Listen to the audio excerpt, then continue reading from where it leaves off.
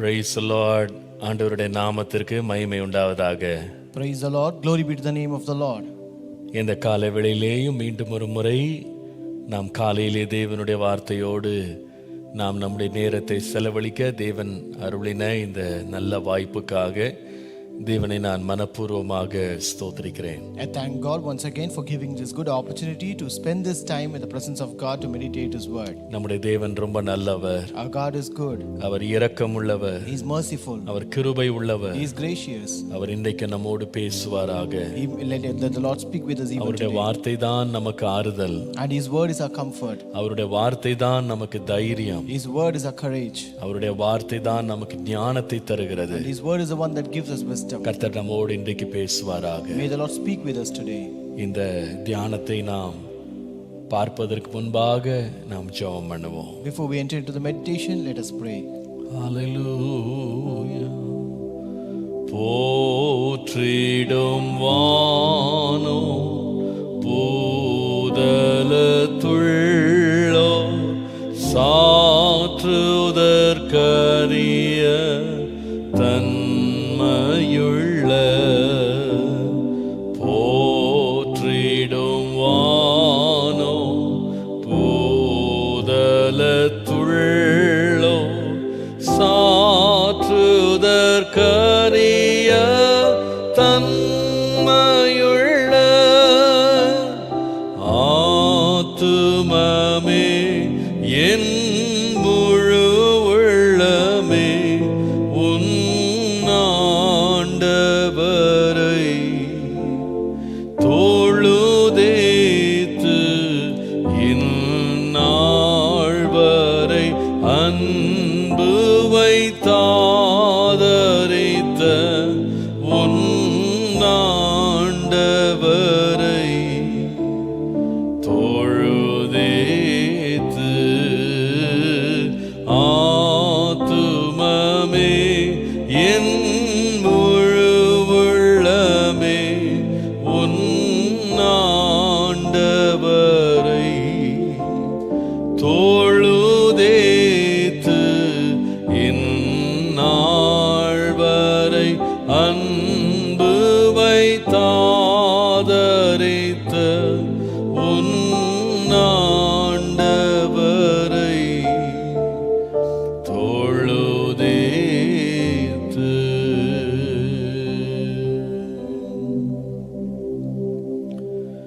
பரிசுத்தமும் இரக்கமுள்ள நல்ல பிதாவே, உம்முடைய இரக்கங்களை நாங்கள் நினைத்து உமக்கு நன்றி செலுத்துகிறோம். Our holy and merciful Father, we thank you, Lord, looking and thinking about your mercies, Lord. ஆண்டவரே, நீர் நல்லவர், நீர் எங்களுக்கு போதுமானவர். Lord, you are good and you are sufficient to us, ஒரு Lord. புதிய நாளை நாங்கள் காணும்படி எங்களுக்கு உதவி செய்தீர். Lord, you have helped us to see a new day, Lord. இந்த புதிய நாளுக்கு வேண்டிய கிருபையை எங்களுக்கு தாரும். Lord, give us graces that is required for this day, Lord. நாங்கள் அறிந்து கொள்ளும்படி எங்களுடைய மனக்கண்களை திறந்தருளும். May the Lord open the eyes of our heart that we may know it, Lord. இன்றைக்கு நலமானதை எங்களுக்கு போதித்து உம்முடைய சத்தியத்திற்குள்ளே எங்களை வழி நடத்தும். Lord, teach us that is good to us and lead us into your truth today, Lord. உம்முடைய நாமத்தை மாத்திரம் மகிமைப்படுத்தும். Glorify your name alone, Lord. இயேசுவின் நாமத்தில் பிதாவே. In Jesus' name we pray. ஆமென். ஆமென்.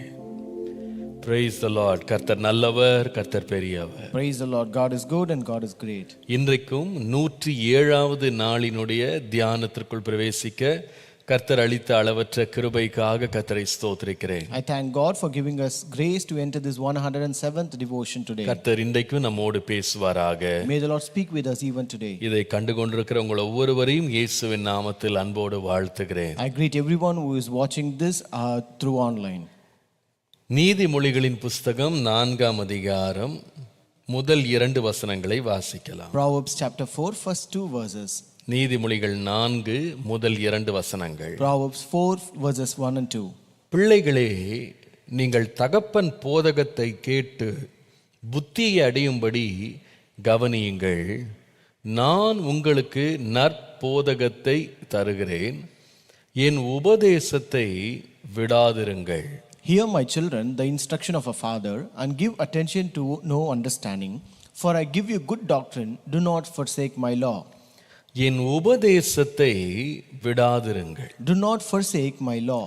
ஒரு தகப்பனுக்கு இருக்கும் அநேக உத்தரவாதங்கள்ல ஒரு முக்கியமான உத்தரவாதம், தன் பிள்ளைக்கு கொடுக்க வேண்டிய உபதேசத்தை கொடுக்கிறார். One of the many responsibilities that a father possesses is that he gives his law or the teaching to his son. தமிழ்ல உபதேசம் டீச்சிங் என்று எழுதியிருந்தாலும் ஆங்கிலத்தில் என்னுடைய கற்பனை அல்லது என்னுடைய சட்டங்கள் என்று சொல்லி எழுதியிருக்கு. Though in Tamil it is referred to as my teaching, in English it says, do not forsake my law. இன்றைக்கு அந்த லா அல்லது சட்டம் அப்படின்றதை எடுத்துக்கொள்ள விரும்புகிறேன். So today I want to take that word, my law. நம்முடைய உலக பிரகாரமான தகப்பன் மாத்திரமல்ல, நம்முடைய பரம தகப்பனும் இப்படி தான் இருக்கிறார். So it is not only a worldly father, but also a heavenly father is similar. பாருங்க, ஒருவர் நமக்கு தகப்பனாக மாறிட்டாங்க அல்லது நாம் ஒருவரை தகப்பன் என்று நோக்கி பார்க்கிறோம்னா நிச்சயமாகவே அந்த தகப்பன் நாம் நடப்பதற்கான சட்டங்களை, நாம் நடப்பதற்கான நெறிகளை நிச்சயமாக அவங்க அமைத்து தான் நம்மளை நடத்துவாங்க. When you have someone as a father, or when you look at someone as a father, then it is sure that they have certain laws and rules for the goodness of our life. நாம சொல்ல முடியாது, எனக்கு சட்டம்லாம் போடாதீங்க, எனக்கு நிபந்தனை வைக்காதீங்கன்னு சொல்லி எந்த தகப்பனையும் நம்ம சொல்லவே முடியாது. We cannot tell any father that don't lay down laws and rules for me. ஏனென்றால் இந்த உறவே எந்த உத்தரவாதத்தோடு வருகிறதுனா, பிள்ளை தகப்பனுக்கு சட்டம் போடுறதில்ல, தகப்பன் பிள்ளைக்கு சட்டங்களை நியமிக்கிறார். It's because this relationship comes with a responsibility that a father gives laws and rules to a child, not the other way. வேதம் அதனால தான் சொல்லுகிறது, தன் இஷ்டத்திற்கு விடப்பட்ட பிள்ளை தன் தாய்க்கு லட்சியை உண்டு பண்ணுவான். So that is why the Bible says a child left on his own brings shame to his mother. அப்போ ஒரு பிள்ளை தாய் இஷ்டத்திற்கு போறதுக்கு வழிவிடுறதுக்கு ஒரு தகப்பன் வேடிக்கை பார்ப்பது அவருடைய உத்தரவாதத்தை நிறைவேற்றாமல் இருப்பது என்பது அர்த்தம். So when a father lets a child to go on its own way, it means that he is not responsible in his work. நீங்கள் நம்முடைய பரம தகப்பனும் நம்மோடு வைத்திருக்கிற உறவை அவர் எப்படி பராமரிக்கிறார் அப்படின்னு கேட்டா, அதுல ஒரு விதம் என்னன்னா, வேதம், நம்ம கையில இருக்கிற பரிசுத்த வேதம் இருக்கு பாருங்க, இந்த வேதத்தை தம்முடைய சட்ட புத்தகமாக தம்முடைய பிள்ளைகளுக்காக ஆண்டவர் கொடுத்து அவர்களை வழிநடத்துகிறார். And one of the way the Lord maintains a relationship with us is also by giving the word of God, which he keeps as a law and rule book for us. நீங்கள் 119 சங்கீதத்துக்கு வருவீர்களானா, if you come to Psalm 119, முதல் 9 வசனங்களை வாசிக்கும் போது நாம் வைத்திருக்கிற கர்த்தருடைய வேதத்திற்கு 7 வித்தியாசமான விளக்க வார்த்தைகள் அங்கே பயன்படுத்தப்பட்டிருக்கிற அந்த 9 வசனத்துக்குள்ள. So if you read first 9 verses, you can find there are 7 different terms that is used for the word of God. நீங்கள் முதலாம் வசனத்தை பாருங்கள். Look at verse 1. 119 சங்கீதம் முதலாம் வசனம். Psalm 119 verse 1. அங்கே கர்த்தருடைய வேதம் அப்படின்ற வார்த்தை பயன்படுத்தப்பட்டிருக்கு. Here it is said as the law of the Lord. கர்த்தருடைய வேதத்தின்படி நடக்கிற உத்தம மார்க்கத்தார் பாக்கியவான்கள். Blessed are the undefiled in the way who walk in the law of the Lord. அதாவது இந்த இடத்துல இந்த வேதம் அப்படின்ற வார்த்தை சரியான மொழிபெயர்ப்புல கர்த்தருடைய சட்டம், the law அப்படின்னு இருக்கு. So in English it says it is who walk in the law of the Lord. இரண்டாம் வசனம் வருவீர்களானா வேற ஒரு வார்த்தை பயன்படுத்தப்பட்டிருக்கு. If you come to verse 2, there's another word that is mentioned. அங்க பாத்தீங்கன்னா அவருடைய சாட்சிகள் அப்படின்ற வார்த்தை இருக்கு. Here we can read the term is testimonies. அவருடைய சாட்சிகள், is testimonies. இந்த சாட்சிகள் அப்படின்ற வார்த்தையினுடைய அர்த்தம் என்னன்னா, அதாவது சாட்சி கூறுவது. So this word means to bear witness. இந்த வார்த்தையும் எதற்கு பயன்படுகிறதுனா, தம்முடைய வேதத்தை விளக்குவதற்கு பயன்படுகிறது. This term is also used to refer the word of God. மூன்றாவது ஒரு வார்த்தை இருக்கு. இதே வேதத்தை குறிக்கிற மூன்றாவது வார்த்தையை நீங்க 4ஆம் வசனத்துல வாசிக்கலாம். You can read another term that is mentioned in verse 4. அங்க பாத்தீங்கன்னா உமது கட்டளைகள் அப்படின்ற வார்த்தை இருக்கு. Here you can read the word the precepts.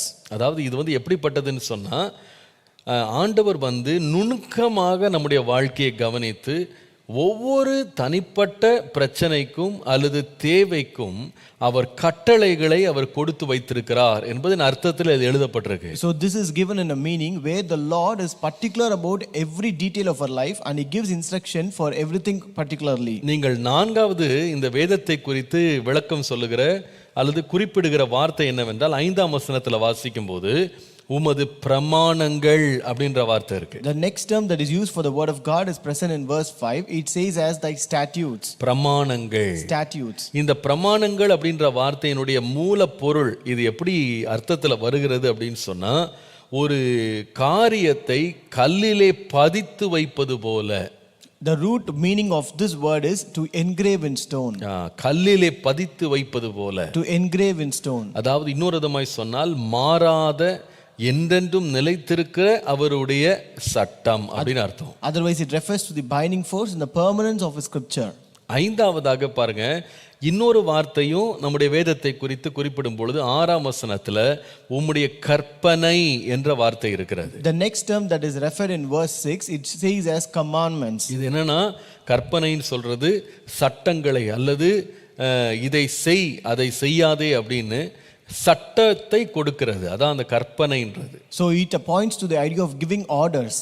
ஆறாவதாக இந்த வேதத்தை குறித்து எழுதப்பட்ட வார்த்தை நீங்க 7ஆம் வசனத்துல வாசிக்கும் போது உம்முடைய நீதி நியாயங்கள் என்று நாம் வாசிக்கிறோம். So in verse 7 you can read the next term that is used, which is judgments or ordinances. இது என்ன அர்த்தத்திலே சொல்லப்படுகிறது என்றால், நம்மை ஆளுகை செய்கிற தேவன் நீதி உள்ளவர், அவர் நின்று நியாயம் விசாரிக்கிறவர். So it comes with the idea that the Lord who rules us is the Lord of justice and he will rule us accordingly. இந்த வேதமும் நம்மை ஒரு நாள் நியாயம் தீர்க்கும். And surely this word also will justify us.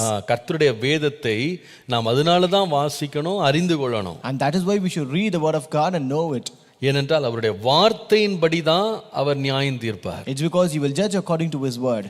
ஏழாவதாக கர்த்தருடைய வேதத்திற்கு கொடுக்கப்பட்ட இன்னொரு வார்த்தையை 9ஆம் வசனத்துல வாசிக்கலாம். And you can read the 7th term that is given in verse 9. அங்கே உமது வசனம் என்ற வார்த்தை பயன்படுத்தப்பட்டிருக்கு. Here the term thy word is used. இன்னொரு விதமாய் சொன்னால் கர்த்தர் பேசினவைகள். So in other words, that the Lord which the Lord has spoken. அப்போ கர்த்தருடைய வேதத்தை 7 விதமான வார்த்தைகளாலே இந்த சங்கீதக்காரன் வர்ணிக்கிறார். So here the psalmist describes the word of God in 7 different terms. அதுல ஒன்று தான் என்னன்னு கேட்டா, 1ஆம் வசனத்துல வாசித்தோம் பாருங்க, அவருடைய வேதம் அல்லது அவருடைய சட்டம், the law.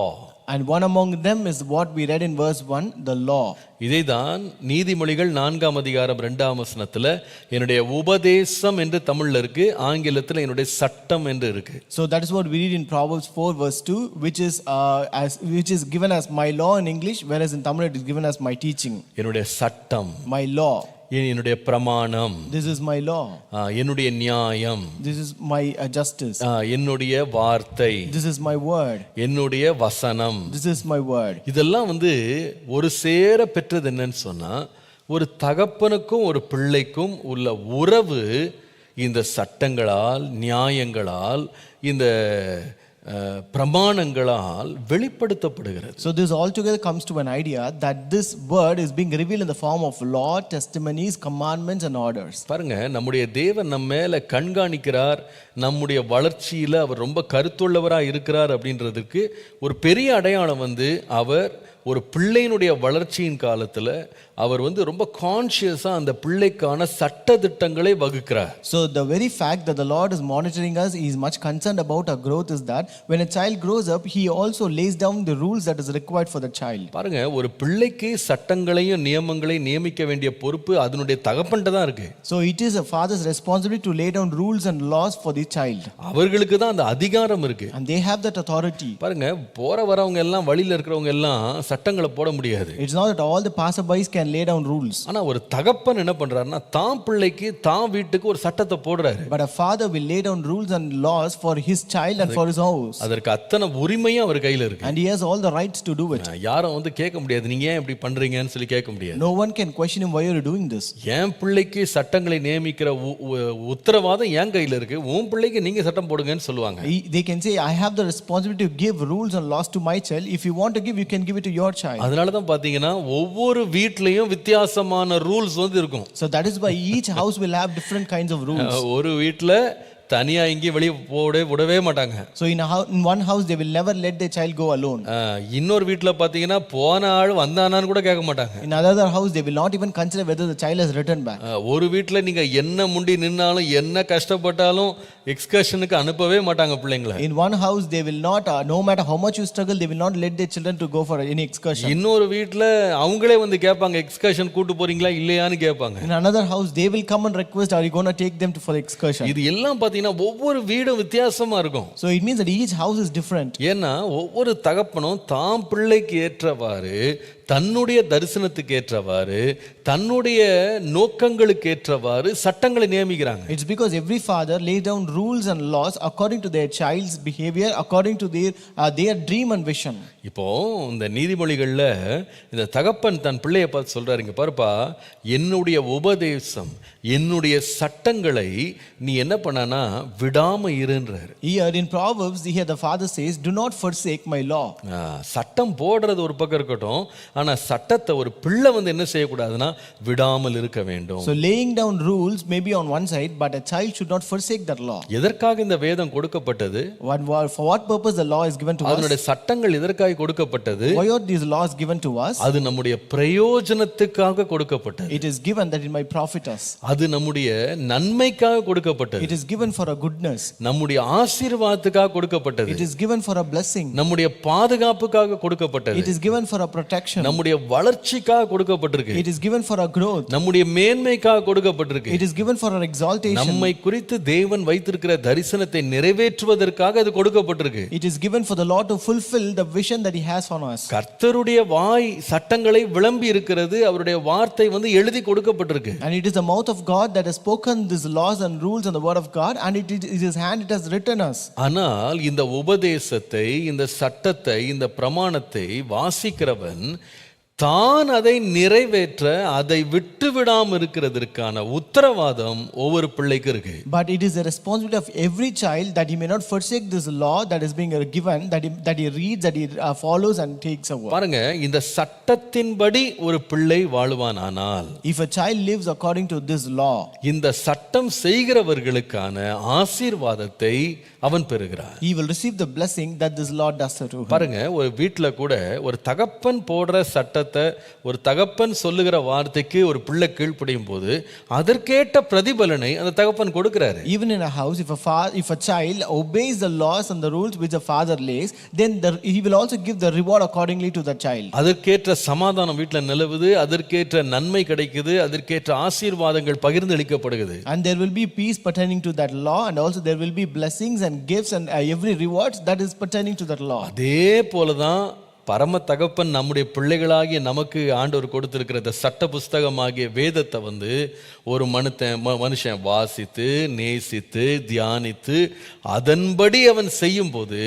இந்த புஸ்தகத்தில் உள்ள எல்லா ஆசீர்வாதத்தையும் நான் உனக்கு தருவேன்னு கர்த்தர் சொல்றார். Similarly, our heavenly Father who has given this law book, which is the word of God, if a person reads it, loves it, meditates it and listen to it, then the Lord says, I will give the blessing that I have for you. அப்போ ஒருவன் சட்டத்தை விட்டுட்டு பிரமாணங்களை கைக்கொள்ளாம எனக்கு ஆசீர்வாதம் மாத்திரம் கொடுங்கன்னா ஆண்டவர் கொடுக்க மாட்டார். So if a person says that he will not follow the rules and forsake that law, then the Lord will not give him the blessing. இதைதான் எஸ்ராவின் புத்தகம் 9ஆம் அதிகாரம் 10 முதல் 12 வாசிக்கிறோம். This is what we read in Ezra chapter 9 verses 10 to 12. அங்கே அவர்கள் தேவனை பார்த்து அழுகிறாங்க பாருங்க. Here you can see the people crying unto the Lord. இப்பொழுதும் எங்கள் தேவனே, நாங்கள் இனி என்ன சொல்லுவோம்? தேவரீர் உமது ஊழியக்காரராகிய தீர்க்கதரிசிகளை கொண்டு கற்பித்த உமது கற்பனைகளை விட்டுவிட்டோம். And now, O our God, what shall we say after this? For you have forsaken your commandments, which you commanded by your servants the prophets. நீங்கள் சுதந்தரிக்கிறதற்கு உட்பிரவேசிக்கும் தேசமானது தேசங்களுடைய ஜனங்களின் அசங்கியத்தினாலும் அவர்கள் அதை ஒரு முனை தொடங்கி மறுமுனை மட்டும் நிறைய பண்ணின அவர்களுடைய அருவருப்புகளினாலும் அவர்களுடைய அசுத்தத்தினாலும் தீட்டுப்பட்டதா இருக்கிறது. The land which you are entering to possess is an unclean land, with the uncleanness of the peoples of the lands, with their abominations which have filled it from one end to another. ஆதலால் நீங்கள் பலத்து கொண்டு தேசத்தின் நன்மையை புசித்து அதை நித்திய காலமாக உங்களுடைய பிள்ளைகளுக்கு உம்பளிக்கையாய் பின்வைக்கும்படி நீங்கள் உங்கள் குமாரத்திகளை அவர்களுடைய குமாரருக்கு கொடாமலும் அவர்களுடைய குமாரத்திகளை உங்கள் குமாரருக்கு கொள்ளாமலும் அவர்களுடைய சமாதானத்தையும் நன்மையும் ஒரு காலம் நாடாமலும் இருப்பீர்களாக என்றீரே என்று வாசிக்கிறோம். Now therefore do not give your daughters as wife for their sons, nor take their daughters to your sons, and never seek their peace or prosperity, that you may be strong and eat the good of the land, and leave it as an inheritance to your children forever. அப்ப பாருங்க, இங்க ஆண்டவர் என்ன பண்றாருன்னா, இஸ்ரவேல் தேசத்திற்கென்று சில பிரத்யேக சட்டங்களை ஆண்டவர் போட்டிருந்தாரு. So here we can see that the Lord has given a specific laws and rules for the people of Israel alone. எதற்காக? For what? அவர்களுடைய தனித்தன்மை, அவர்களுடைய ஆசீர்வாதம், அவருடைய பரிசுத்த வாழ்க்கையை காத்துக்கொள்வதற்காக. That they may keep up their uniqueness, their holy life, and also their life. இந்த சட்டங்கள் மற்றவர்களுக்கு புரியாது.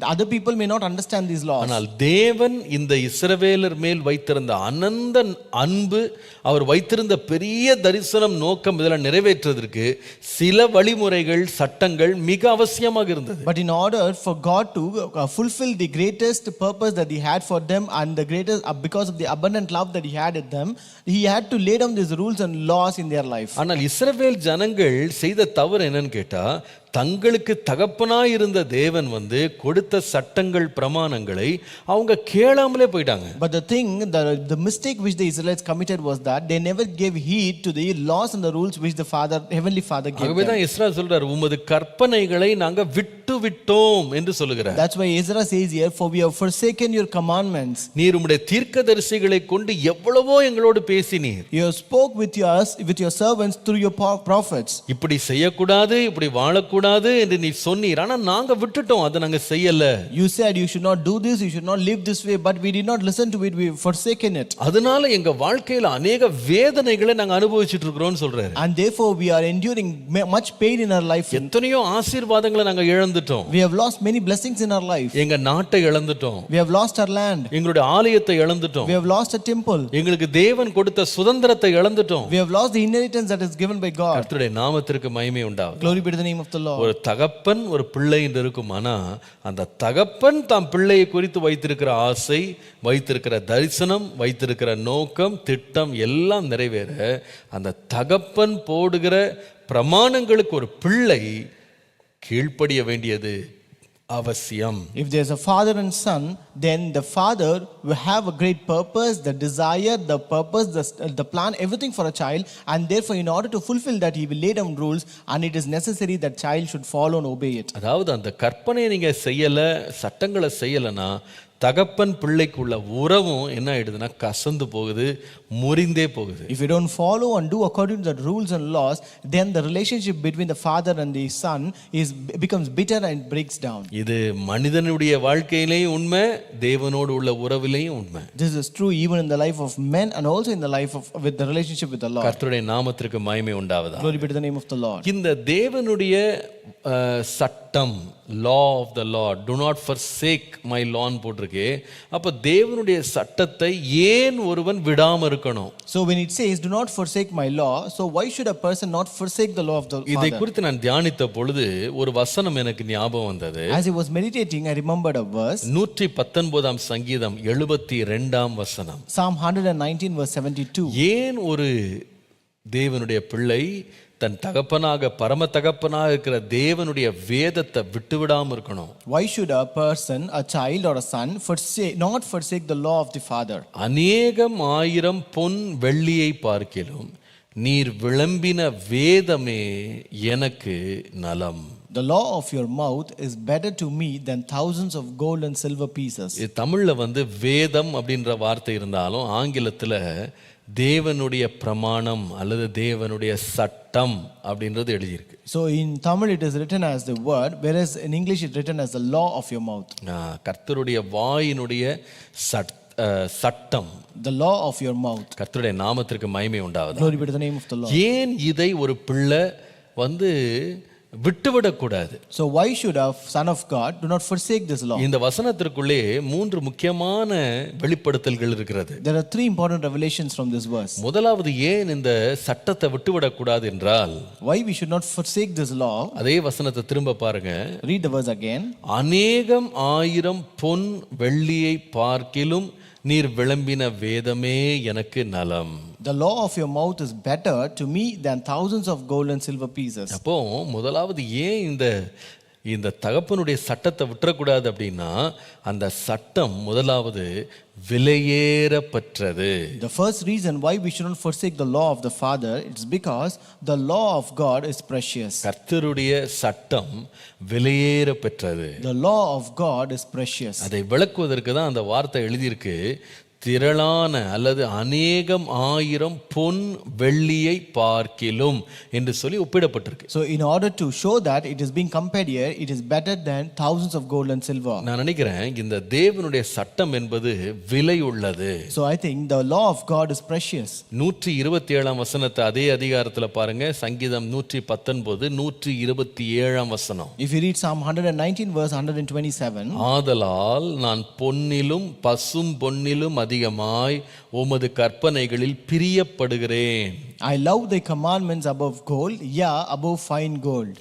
அதாவது மனுஷன் அன்பு வைக்கிறதுல பொதுவா அவன் வைக்கிற அன்பு எது மேலன்னு சொன்னா இந்த உலகத்தின் செல்வத்தின் மேல. அதுல விசேஷமா செல்வத்துல ரொம்ப விசேஷமானது பொன்னின் மேல்.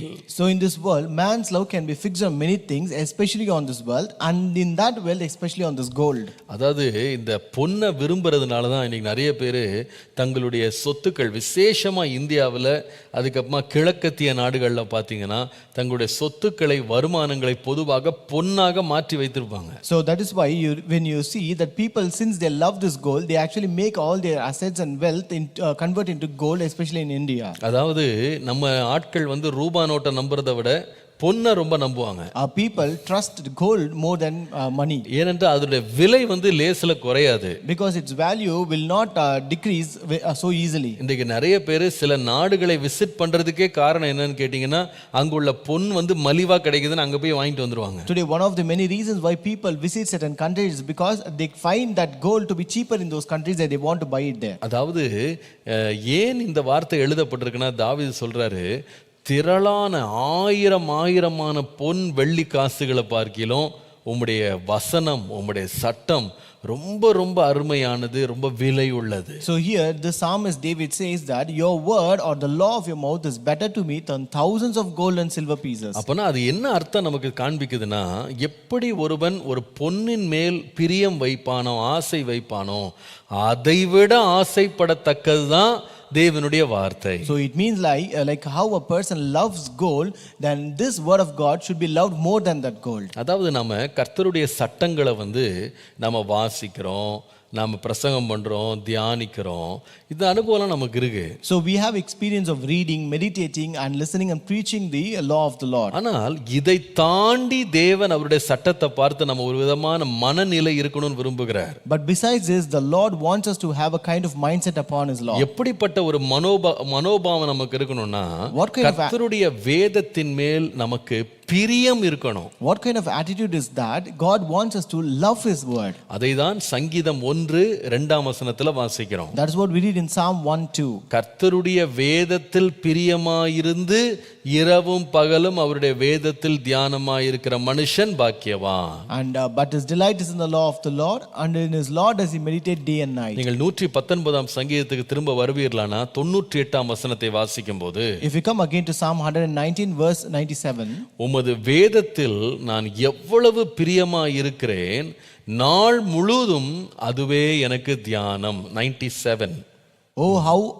Oh how love I thy law, it is my meditation all the day. 148ஆம் வசனத்தை பாருங்க. If you read verse 148, 119 148, Psalm 119 verse 148, உமது வசனத்தை தியானிக்கும்படி குறித்த ஜாமங்களுக்கு முன்னே என் கண்கள் விழித்துக் கொள்ளும் சொல்றார். mine eyes prevent the night watches that I might meditate in thine word. அதாவது அவ்வளவு விலையேற பெற்றதாக வேதம் கருதப்படுகிறது. So the law of the Lord is considered to be so precious. அதாவது ஒரு காரியம் ரொம்ப விலையுள்ளதா நம்முடைய கண்ணுக்கு தெரியுமானா அதற்கு நம்ம எவ்வளவு நேரத்தை செலவழிக்க கூட நம்ம தயங்கவே மாட்டோம். So if you find something precious in your life, then we will not even hesitate to spend more time on it.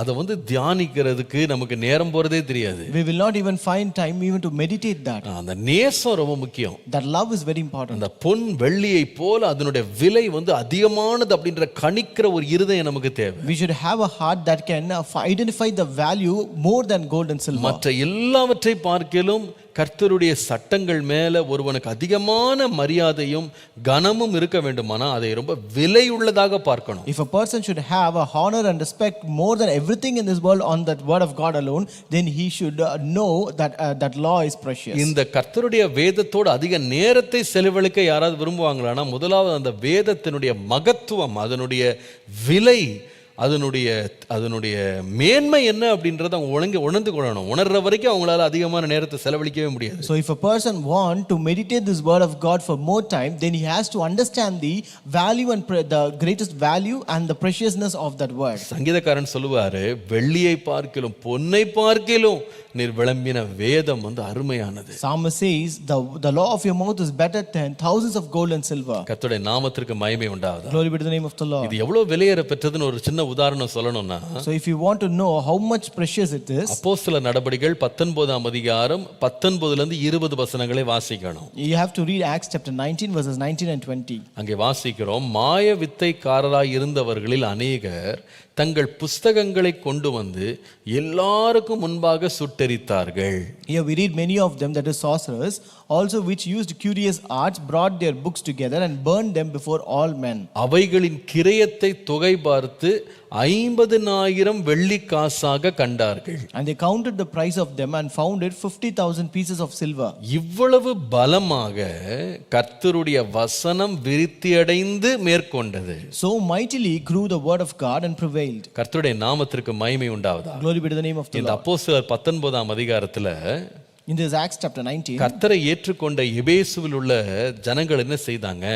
what did the people who accepted Jesus in the church in Ephesians அதுல do? விசேஷமாக மாயவித்தைக்காரர்கள், Especially the sorcerers. அவங்க கர்த்தருடைய வசனத்தை கேட்ட உடனே, அதை ஏற்றுக்கொண்ட உடனே அவர்கள் தங்கள் வாழ்க்கைக்காக, அவர்கள் தங்கள் வியாபாரத்திற்காக, தங்கள் வாழ்க்கை நடத்துறதுக்குன்னு பயன்படுத்தி கொண்டிருந்த இந்த மாயவித்தை சம்பந்தமான புத்தகங்கள் அத்தனையும் கொண்டு வந்து எரித்து போட்டாங்களாம். Especially these sorcerers, when they accepted Jesus, then they brought all the books that they used for that business, for doing all the witchcrafts and sorcery, and burned them all. அதாவது இது அது எவ்வளவு பெரிய காரியம் அப்படின்னு கேட்டா, அது அவங்க எரிச்சு போட்ட புஸ்தகங்கள் இருக்கு பாருங்க, அதோட விலை ஏறத்தாழ 50,000 வெள்ளிக்காசுக்கு இணையாக இருந்ததாம். So when you see how great was that, when you see the value of the books that were burned, it was 50,000 pieces of silver. அதாவது ஒரு வெள்ளிக்காசு அப்படின்றது அன்றைக்கு ஒரு நாள் ஒரு ஆளினுடைய சம்பளம். So one silver coin is equal to 1 day's wages for an ordinary man. அப்போ 50,000 வெள்ளிக்காசுக்கு பெறுமதியான புஸ்தகங்களை எரிச்சாங்க அப்படின்னு சொன்னா, ஏறத்தாழ 150 ஆண்டுகளுடைய சம்பளத்தை ஒரே நாள்ல எரிச்சு போட்டாங்க. So when it says that they have burned books valuing 50,000 pieces of silver, it means that they have burned 150 years worth of wages. அப்போ அவங்க மனநிலை எப்படி இருந்ததுன்னா, 150 வருஷம் நான் சம்பாதிக்கக்கூடிய பணத்திற்கான இணை என் மாயவத்தை புஸ்தகங்கள் இருந்தாலும் அதை விட விலையேற பெற்றது தேவனுடைய வார்த்தை. So their mindset and attitude was this way: though these books can fetch me 150 years worth of wages, but the word of God is more precious and valuable than this. அந்த விலையை பார்க்கும் பொழுது அதன் மேல் அதிக அன்பு வைத்தாங்க. So when they saw that value, they kept the love more upon it. மற்ற எதுவுமே பெரிய விலை உள்ளதா தெரியல. And nothing else considered to be greater and valuable than them. நான் சொல்லுவேன், கர்த்தருடைய சட்டங்களை நம்ம விடாம இருக்கணும்னா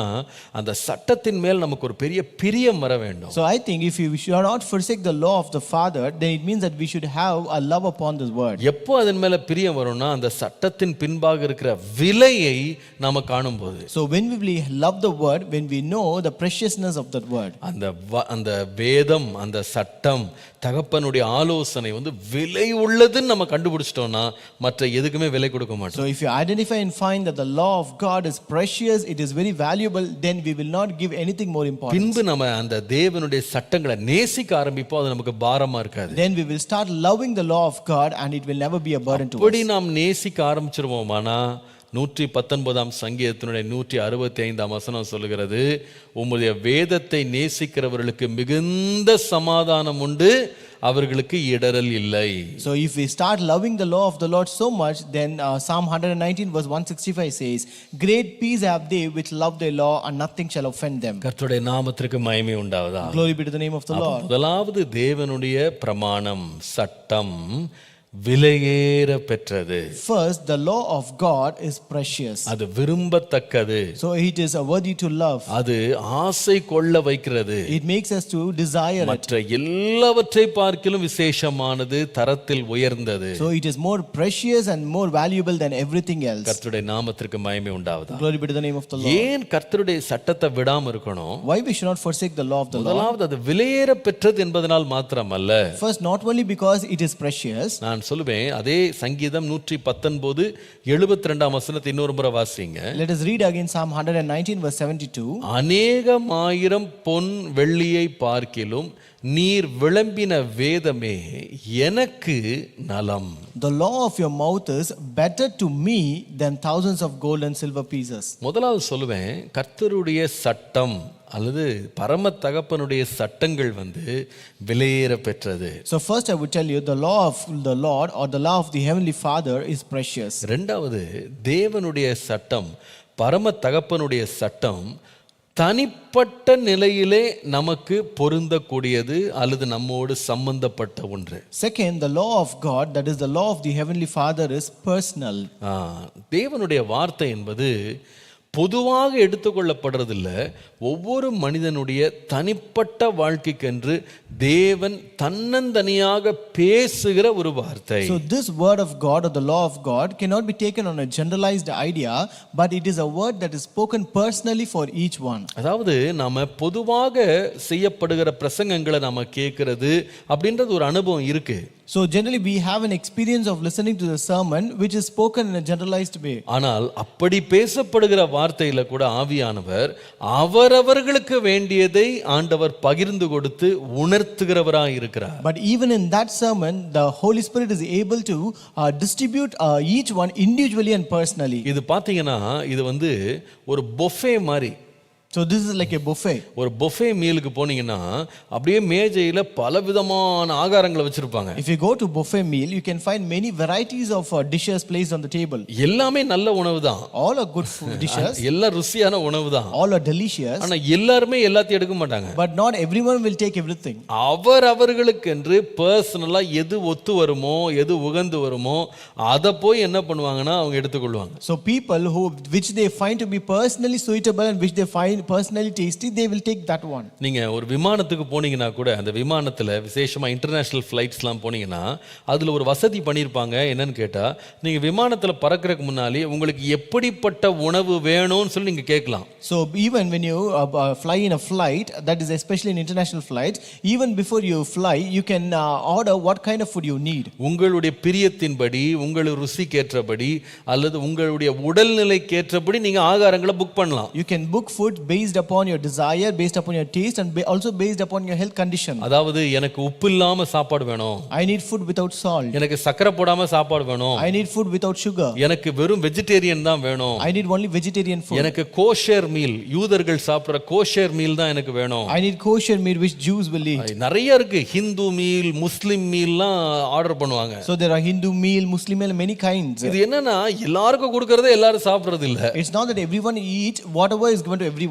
இல்ல, அப்படி கிடையாது. பொதுவானதாக கொடுக்கப்பட்டாலும் எனக்குன்னு சொல்லி நீங்க தனியா பர்சனலா நான் கேட்டதை கொடுங்க. So though it is given generally, but there is something that you have to give personally to me. நான் நினைக்கிறேன் கர்த்தருடைய வேதம் கூட நம் ஒவ்வொருவருக்கும் பர்சனலா பேசி நம்மை நடத்தக்கூடிய வல்லமை கர்த்தருடைய வார்த்தையில் இருக்கிறது. So even I can say the word of God has a power to personally speak with each one and give accordingly. 2 தீமோத்தேயு 3ஆம் அதிகாரம் 16 ல இருந்து 17 வாசிப்பீர்களானால், If it is read 2 Timothy chapter 3 verses 16 and 17. வேத வாக்கியங்கள் எல்லாம் தேவ ஆவியினால் அருளப்பட்டிருக்கிறது. தேவனுடைய மனுஷன் தேறினவனாகவும் எந்த நற்கிரியும் செய்ய தகுதி உள்ளவனாயும் இருக்கும்படியாக அவைகள் உபதேசத்துக்கும் கடிந்து கொள்ளுதலுக்கும் சீர்திருத்தலுக்கும் நீதியை படிப்பிக்குதலுக்கும் பிரயோஜனம் உள்ளவைகளாய் இருக்கிறது. All scripture is given by inspiration of God and is profitable for doctrine, for reproof, for correction, for instruction in righteousness, that the man of God may be perfect, thoroughly furnished unto all good works. கர்த்தருடைய வேதத்துல உள்ள மகத்துவங்களை இங்க பார்க்கிறோம். You can see the greatness that is present in the word of God. அவ்வளவு ஆசீர்வாதமானது கர்த்தருடைய வேதம். The word of God is so blessed. அது என்ன செய்யணும்னா மனுஷனை தேறினவனா மாற்றிடும். So it will make a person perfect. எந்த நற்கிரியும் செய்ய செய்ய தகுதி உள்ளவனா அது மாற்றிடும். It will make him worthy to do any good work. அது உபதேசத்துக்கு, கடிந்து கொள்ளுதலுக்கு, சீர்திருத்தலுக்கு, நீதியை படிப்பிக்கிறதுக்கு ரொம்ப பிரயோஜனமானது. It is also profitable for doctrine, for reproof, for correction and for instruction righteousness. இவ்வளவு நன்மைகளை உள்ளடக்கியுள்ள கர்த்தருடைய சட்டத்தை ஒரு மனுஷனும் தனக்காக தனிப்பட்ட விதமாய் சாப்பிடணும்.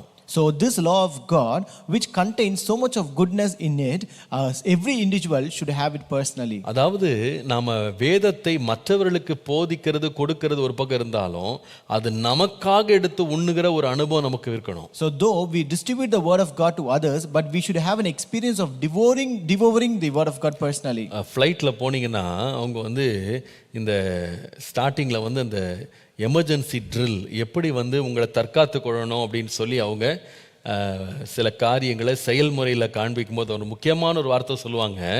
நீங்கள் வந்து உதவி செய்ய வேண்டிய மற்றவர்களுக்கு, உதாரணமாக ஒரு குழந்தைக்கு நீங்கள் போய் ஆக்சிஜன் மாஸ்கை மாட்டுறதுக்கு முன்னால் முதல்ல உங்களுக்கு நீங்கள் மாட்டிக்கிடுங்க, நீங்கள் பாதுகாப்பாக இருந்துட்டு அடுத்தது அப்புறமா மற்றவங்களுக்கு உதவி செய்யுங்க. So in the flight also, before they take up, they give such kinds of emergency drill practically, whereas they say here, first help yourself before you help others. ஆனால் இன்ஸ்டிங்க்ட், மனுஷனுடைய நேச்சுரல் இன்ஸ்டிங்க்ட், அவனுடைய தூண்டுதல் எப்படி இருக்கும்னா முதல்ல மற்றவங்களுக்கு உதவி செய்யணும், தான் பிள்ளைக்கு மாஸ்க் போடணும் தான் எல்லா தாய்க்கும் விருப்பம் வரும். But natural instinct of human beings is that they want to first help others, that is they want to help their child first and then only they will help themselves. ஆனால் அவங்க சொல்லுவாங்க அப்படி செய்யக்கூடாது, முதல்ல நீங்க பாதுகாப்பாக இருந்தால் தான் நீங்க அவங்களுக்கு தொடர்ந்து உதவி செய்ய முடியும், அதனால நீங்க முதல்ல நீங்க மாஸ்கை போடுங்க, அடுத்தது மற்றவங்களுக்கு தேவை உள்ளவங்களுக்கு நீங்க மாஸ்க் யூஸ் பண்ணுங்கன்னு சொல்லுவாங்க. But they say not that way, you have to put mask first and then you help others in putting mask. ஆகவே தான் மத்தேயு 4ஆம் அதிகாரம் 4ஆம் வசனத்துல வாசிக்கும்போது, that's why if you read in Matthew chapter 4 and verse 4, இயேசு சொன்னாரு, மனுஷன் அப்பத்தினால் மாத்திரமல்ல தேவனுடைய வாயிலிருந்து புறப்படுகிற ஒவ்வொரு வார்த்தையினாலும் பிழைப்பான். Jesus answered and said, it is written, man shall not live by bread alone, but by every word that proceedeth out of the mouth of God. கவனிங்க, listen, தேவனுடைய வார்த்தை ரொம்ப விலையேற பெற்றதுதான். The word of God is very precious. திரளான பொன் வெள்ளியை பார்க்கிலும் விலையேற பெற்றது. It is very precious than thousands of gold and silver. ஆனால் அந்த வேத வசனம் நமக்கு பர்சனலா மாறும்போது தான் அது நமக்கு ஆசீர்வாதமா இருக்கும். But only when that law of God becomes personal experience, then it will be a blessing to us. அதை நாம் எப்படி உணவை எடுத்து நமக்கென்று நாம் வைத்து சாப்பிடுறோமோ அத போல நம்ம வேத வசனத்தை எடுத்து உட்கொள்ளும் போது நமக்கு ஒரு பெரிய blessing அது மாறும். Like how we take our own food and feed on it, similarly when we take this word of God and feed on the word of God, then it becomes a blessing to us. அதனால தான் இந்த வார்த்தையை விட்டுற கூடாது. That is why we should not forsake this word. ஏன் தெரியுமா? You know why? இது நம்முடைய தனிப்பட்ட பிரயோஜனத்துக்காக கொடுக்கப்பட்டிருக்கு. So it is given for a personal use. கர்த்தருடைய நாமத்திற்கு மகிமை உண்டாகட்டும். Glory be to the name of the Lord. மூன்றாவது காரணம் ஏன் கர்த்தருடைய சட்டத்தை வேதத்தை விடக்கூடாது. The third reason why we should not forsake the law of the Lord. அதே வசனத்தை திரும்ப வாசிக்கலாம். Let us read that verse again. 119ஆம் சங்கீதம் 72ஆம் வசனம். Psalm 119 verse 72. அநேகம் ஆயிரம் பொன் வெள்ளியை பார்க்கிலும் நீர் விளம்பின வேதமே எனக்கு நலம். The law of your mouth is better to me than thousands of gold and silver pieces. அதாவது தமிழ்ல இருக்கிறத விட இங்கிலீஷ்ல கொஞ்சம் வித்தியாசமா இருக்கு, அதுல கொஞ்சம் ஆழமா இருக்கு. அது என்ன சொல்லிருக்குன்னா, உம்முடைய வாய் விளம்பின வேதம் அல்லது சட்டமே எனக்கு நலம். In English it is very deeper. The law of your mouth is better to me than thousands of gold and silver pieces. அதாவது எத்தனையோ வாயிலிருந்து எத்தனையோ வார்த்தைகளை அனுதினமும் நான் கேட்கிறேன். So there are many words that I hear around spoken by many human beings. இவைகள் வந்து அநேக வார்த்தைகள் வந்து காலப்போக்கில் அப்படியே வாடி போயிடும். So many of those words will fade away as time goes by. அநேக வார்த்தைகள் மறக்கப்பட்டு போயிடும். Many words will be forgotten. அநேக வார்த்தைகள் பொய்யா கூட இருக்கும். Many words might be even false. ஆனால் உம்முடைய வாயிலிருந்து வருகிற வார்த்தை வந்து ரொம்ப அருமையானது. But the word that comes out of your mouth is very beautiful. ஏன் தெரியுமா? You know why? அது வாடவே வாடாது. Because it will never fade. அது பொய் சொல்லவே சொல்லாது. It will never speak false. அது சொன்னதை நிறைவேற்றாம போகவே போகாது. And it will never return without prospering it. அப்ப கர்த்தருடைய வார்த்தை வந்து ஏன் விடக்கூடாது அப்படின்னு கேட்டா, அது தேவனுடைய வாயிலிருந்து வந்ததனால அது மிக மிக வல்லமை உள்ளது. So why we should not forsake the law of the Father? It's because since it comes out of the mouth of God, it is very powerful. அந்த வேதத்தினுடைய வார்த்தைகளை, சட்டங்களை ஒரு மனுஷன் தான் உள்ளத்துல காத்து கொண்டு அதன்படி செய்யும்போது அந்த வார்த்தையிலிருந்து வருகிற ஆசீர்வாதங்களை அவனுடைய வாழ்க்கையில அவனை அனுபவிக்க செய்கிறது. When that person person keeps the law of God in his heart and does accordingly, that has the power to bring blessing in his life. ஏசாயா 55 அதிகாரம் 10 முதல் 11 பாருங்க. Read Isaiah chapter 55 verses 10 and 11. மாரியும் உறைந்த மழையும் வானத்திலிருந்து இறங்கி அவ்விடத்திற்கு திரும்பாமல் பூமியை நனைத்து அதில் முளை கிளம்பி விளையும்படி செய்து விதைக்கிறவனுக்கு விதையையும் புசிக்கிறவனுக்கு ஆகாரத்தையும் கொடுக்கிறது எப்படியோ அப்படியே என் வாயிலிருந்து புறப்படும் வசனமும் இருக்கும். அது வெறுமையா என்னிடத்திற்கு திரும்பாமல் அது நான் விரும்புகிறதை செய்து நான் அதை அனுப்பின காரியமாகும்படி வாய்க்கும். For as the rain cometh down and the snow from heaven, and returneth not thither, but watereth the earth, and make it bring forth and bud, that it may give seed to the sower and bread to the eater, so shall my word be that goeth forth out of my mouth. It shall not return unto me void, but it shall accomplish that which I please, and it shall prosper in the thing whereto I sent it. அவருடைய வாயிலிருந்து அந்த சட்டம் அந்த வார்த்தை புறப்பட்டுருச்சுன்னா அது விருதாவா வெறுமையா திரும்பாதான். If the law or the word proceeds out of God's mouth, it will never return back in void. அது தேவன் என்ன விரும்பி சொன்னாரோ அது என்ன பண்ணும்னா நிச்சயமாய் அந்த காரியத்தை அதை நிறைவேற்றி முடிச்சிடும். It will surely accomplish for the purpose for which it was sent. கர்த்தருடைய நாமத்திற்கு மகிமை உண்டாகும். Glory be to the name of the Lord. இந்த உலகம் முழுவதும் 6 நாட்கள்ல ஆண்டவர் உண்டாக்கினது எப்படின்னா அவர் வாயிலிருந்து விளம்பின வார்த்தை. So how did the Lord create this entire world in 6 days? Only by through the words that came out of his mouth. எபிரேயர் 11:3 பாருங்க. Hebrews 11:3. விசுவாசத்தினாலே நாம் உலகங்கள் தேவனுடைய வார்த்தையினால் உண்டாக்கப்பட்டதென்றும் இவ்விதமாய் காணப்படுகிறவைகள் தோன்றப்படுகிறவைகளால் உண்டாகவில்லை என்றும் அறிந்திருக்கிறோம். Through faith we understand that the worlds were framed by the word of God, so that the things which are seen were not made of things which do appear. எல்லாவற்றையும் செய்தது அந்த வார்த்தை தான். So everything came to pass only because of this word of God. எந்த காரியமா இருந்தாலும் அவர் வார்த்தை சொன்ன உடனே அந்த கிரியை நடந்தது. So no matter whatever it is, whenever he uttered a word, everything responded and did. ஒன்றாகிலும் கர்த்தருடைய வார்த்தைக்கு எதிர்த்து நிற்க முடியவில்லை. And nothing was able to resist against the word of God. இப்ப நல்லா கவனிங்க.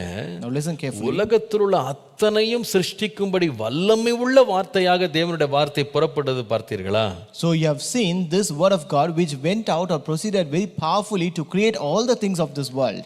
அதே வாய் விளம்பின வேத வசனம் எவ்வளவு வல்லமை நம்முடைய வாழ்க்கையில வெளிப்படுத்த முடியும் என்பது நீங்க யோசித்து பாருங்க. And you have to think the same mouth which brought everything to existence into this world is coming to you, towards you, and how beautiful it is. நான் சொல்லுவேன் இன்றைக்கு காலையில ஆண்டவரே அந்த வேத வசனத்தை நான் விடாமல் இருக்க எனக்கு கிருபை தாரும். I tell you this morning, Lord, give me grace that I may not forsake that law of the Lord. என்னவானாலும் அந்த வசனத்தை நான் விடக்கூடாது. No matter whatever may happen, I should not forsake it. எல்லா நிலையிலையும் அதை நான் காத்துக்கொள்ள வேண்டும். Lord, in all my instances I have supposed to keep it. எல்லா நிலையிலேயும் அதை என்னுடைய இருதயத்திலே பத்திரப்படுத்த வேண்டும். In all my situations I must keep that in my heart. ஏன் தெரியுமா? You know for what? அது எனக்கு பெரிய ஆசீர்வாதத்தை கொடுக்கக்கூடியது. Because it can fetch me great blessings. அது என்னை வழிநடத்தக்கூடியது. Because it can lead me.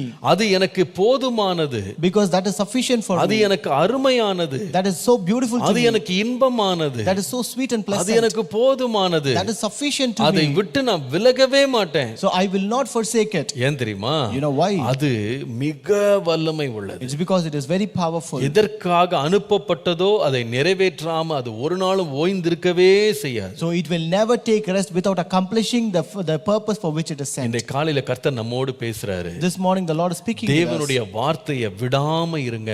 Do not forsake the word of God. தேவனுடைய வார்த்தையை விடாம இருங்க. Do not forsake the word of God. அந்த வார்த்தையை உங்க வாழ்க்கையில பத்திரப்படுத்திக் கொள்ளுங்க. You keep and protect that word of God in your life. ஏன் தெரியுமா? You know for what? கர்த்தருடைய வேதம் ரொம்ப விலையேற பெற்றது. It's because the word of God is very precious. அது ரொம்ப விலையேற பெற்றது. It's because it is very precious. இரண்டாவது கர்த்தருடைய வார்த்தை தனிப்பட்ட விதமாய் நமக்கென்று அனுப்பப்படுகிறது. And second, the law of God is very personal, sent only for you. மூன்றாவது கர்த்தருடைய சட்டம் வேதம் வல்லமை உள்ளது. Third, the law of God or the word of God is powerful. நாம் எதிர்பார்த்திருக்கிற அத்தனை ஆசீர்வாதங்களையும் கொடுக்கக்கூடிய வல்லமை அதற்கு உண்டு. It has the power to fetch every blessings that we expect. நம்முடைய வாழ்க்கையை சகல நன்மைகளாலும் திருப்தியாக்கக்கூடிய வல்லமை அதற்கு உண்டு. It has the power to satisfy our life with all goodness. இல்லாதவைகளை இருக்கிறவைகளாய் பெயர் சொல்லி அழைக்க அழைக்கக்கூடிய வல்லமை அதற்கு It இருக்கிறது. has the power to call the things that is not existing as though that they exist. அந்த உம்முடைய வாய் விளம்பின அந்த வேதத்தின் வசனங்களை நான் விடாமல் இருப்பேன்.